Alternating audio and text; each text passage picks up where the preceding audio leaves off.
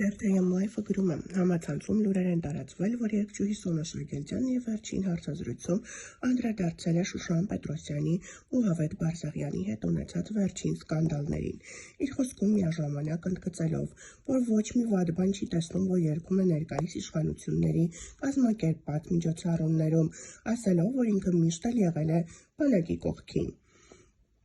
Ես շատ լավ եմ վերաբերվում, որովհետև շատ աստվածավախ մարդ եմ, ես չգիտեմ, թե ինչով է պայմանավորված, թե իրենց ինչ եմ արել, երևի խանգարում եմ շատ հարցերում և որպես լավագույն երգչուհի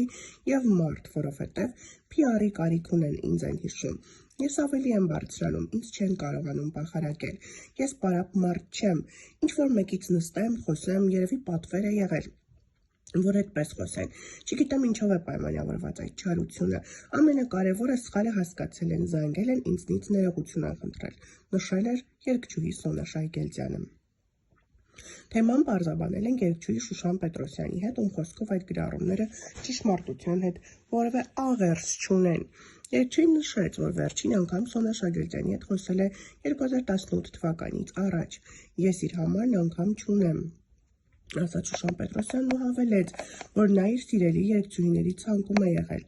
Ես շոու բիզնեսում միակ մարդն եմ եղել, որ հրապարակավ իրեն պաշտպանել եմ, երբ ծաղրում էին իր ռուսերենի փայլուն իմացության համար։ Ես փաստացի ասացի, որ այս աղջիկը հաղթանակ է բերել ձեզ և փոխանակ հաղթանակով ուրախանակ ինչի հետևից եք ընկել։ Ինքը կարող էր այդ ժամանակ չհասկանալ, որ պետք չէ ռուսերեն խոսել, բայց օպերատորն ու լրագրողը, որ իրեն ուղեկցում էին, ոչ միայն արել են այդ հարցազրույցը, այլև տարածել են։ Այսինքն իրար վրա ուրախանալու, կներեք բառիս համար տժալու մոլուցքը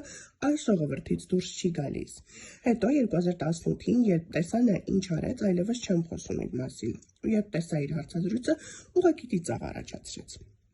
Նախկին հաղթանակած բանակով երկու պատերազմ հաղթած ժամանակաշրջանը համեմատել այսօրվա մի ամբողջ սերունդ կոտորած իշխանավորների գործունեության հետ ուղղակի ծիծաղելի է և ողբերգական, երբ մարդը կույր է լինում և խուլ չի տեսնում, թե ինչպես հազարամյակների մեջ առաջին անգամ Արցախն առանց հայի է և այդ ամենի մասին մոռանալ ու կուրորեն չարացած այդպես հիմար տեքստերն ասելն ուղղակի անհեթեթություն է։